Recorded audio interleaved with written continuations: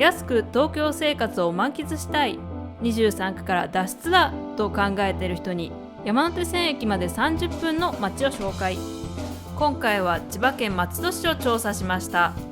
都心へのアクセス、将来人口、治安、物件相場、医療・育児の6項目で他の市と比較をしています。ということで、松戸市へ引っ越しを検討されている人はぜひ最後までご覧ください。こちらの動画は以下の流れで松戸市を紹介していきます。第1に、数値で見る他の市と比べた松戸市の良い点・悪い点。第2に、数値では分かりにくい松戸市の良い点。第3に、数値では分かりにくい引っ越すなら事前に知っておきたい点。そして最後に、全体を通しての総括となります。説明欄にはそれぞれのタイムスタンプも設置しています。気になる箇所があればそこまで動画を飛ばすこともできますので、ぜひご利用ください。それでは他の市と比べた松戸市の良い点・悪い点を見ていきましょう。まずは都心へのアクセスからです。松戸市内は JR 常磐線、JR 武蔵野線、新京成線、北総線、東武アーバンパークライン、流鉄流山線と多くの鉄道が走っています。都心へ出るルートとしては JR 常磐線がメインとなり、松戸駅から日暮里駅まで16分、同じく松戸駅から西日暮里駅へも16分で行けます。 JR 常磐線は東京メトロ千代田線とも直通運転をしているため、一部の電車では西日暮里駅へも乗り換えなしで16分で行けるのです。さて、松戸市の人口ですが約50万人となっています。また2045年までの将来人口は現在から約 13% 減少する予測となっています。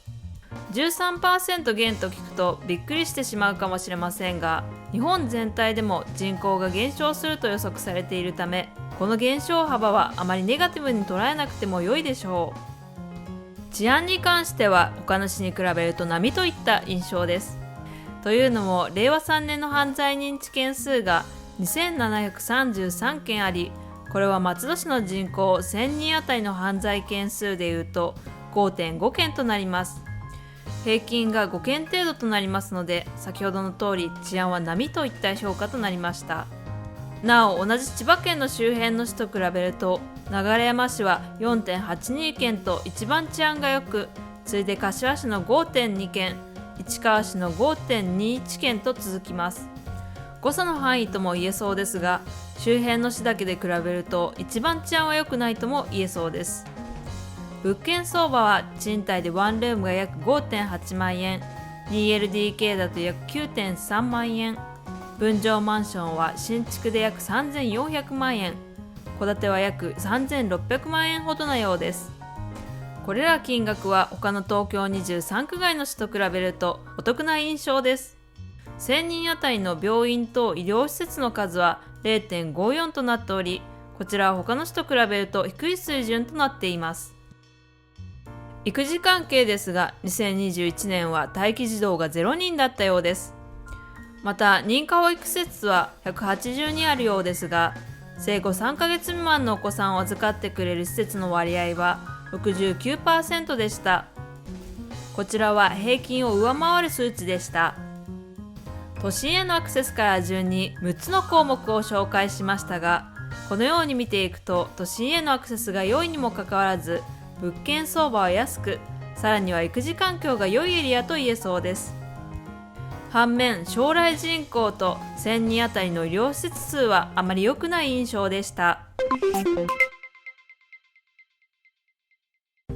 さて、ここまでは数値で比較しやすい松戸市のポイントを見てきましたが、ここからは数値では測りにくい松戸市の魅力を紹介したいと思います。今回紹介する内容は2点となります。1つ目は豊富な鉄道網、そして2つ目は子育て支援の充実度となります。それぞれ詳しく見ていきましょう。まず1点目の鉄道網についてですが、先ほども紹介した通り、松戸市内には JR 常磐線、JR 武蔵野線、新京成線、北総線、東武アーバンパークライン、流鉄流山線と6本の鉄道が走っています。そのため千葉市内のルートや成田空港へのルート、埼玉方面、茨城、福島方面などあらゆる方向に出やすいです。またそれだけではなく JR 常磐線は東京メトロ千代田線との直通もあるため、西日暮里を越え大手町や渋谷方面へも行けてしまいます。さらに常磐線が止まってしまったとしても、千代田線の綾瀬駅や北綾瀬駅まで出れば都心への行き来が可能です。仮に会社や学校帰りに常磐線が止まっていても、綾瀬駅から松戸駅ならタクシーで3500円ほどで行けるようです。なお、つくばエクスプレス沿線の八潮駅からであれば松戸駅までバスが通っているようです。常磐線が止まった場合はそちらのルートで松戸市方面へ迂回するのも手かもしれません。そして2点目の子育て支援についてですが、松戸市は過去に子育てしやすい街ランキング1位に選ばれたことがあるくらい支援が充実しているようです。例えばこちらにも記載されていますが、中学生以下のお子さんがいる場合、最大100万円の住宅購入補助が出るようです。また市内すべての駅前や駅中に小規模保育施設を設置したり、公立保育所でネイティブの講師と英語教育の時間を設けたりと育児に力を入れています。子育て世帯にはとてもポイントが高いと思います。それでは次に松戸市に引っ越すなら事前に知っておきたい点を紹介します。今回は松戸市のハザードマップを紹介します。松戸市は江戸川が接しています。そのため江戸川が氾濫した場合、5メートルほど浸水すると予測されるエリアがあります。常磐線の東西で浸水被害が大きく違うことがわかります。また松戸市は土砂災害ハザードマップも公開しています。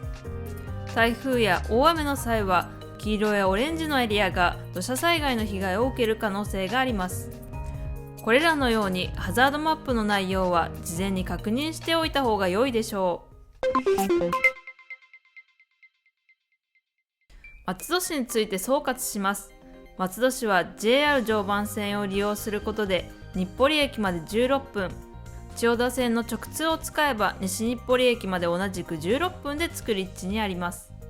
このように都心へのアクセスはかなり良いエリアですが、それでいて物件相場は控えめな点はとても魅力的と言えるでしょう。またそれだけではなく待機児童ゼロや育児に関するサポートなど子育て世帯には住みやすいエリアとも言えそうです。反面1000人あたりの病院数は少なめな印象でした。そして引っ越しをされる際はハザードマップを事前に確認された方が良さそうです。江戸川周辺の浸水被害と大雨時の土砂災害は意識しておきましょう。さて今回松戸市を訪れたり市内のウェブサイトやその他にもいろいろと調べてみて本動画を作成しました。ですが私自身松戸市には住んだことはありません。ということでもし松戸市在住の方がいらっしゃいましたら、住んでいる上で感じる魅力や気になる点をコメント欄で教えていただけますと幸いです。これから松戸市に引っ越そうかなと考えている人の参考にもなるはずですので、ぜひコメントをお願いします。本日の内容は以上となります。ここまでの内容が皆様の参考になったならとても嬉しいです。また励みになりますので、少しでもお役に立てたようでしたら、チャンネル登録やグッドボタンをぜひお願いします。ご視聴ありがとうございました。それではまた別の街でお会いしましょう。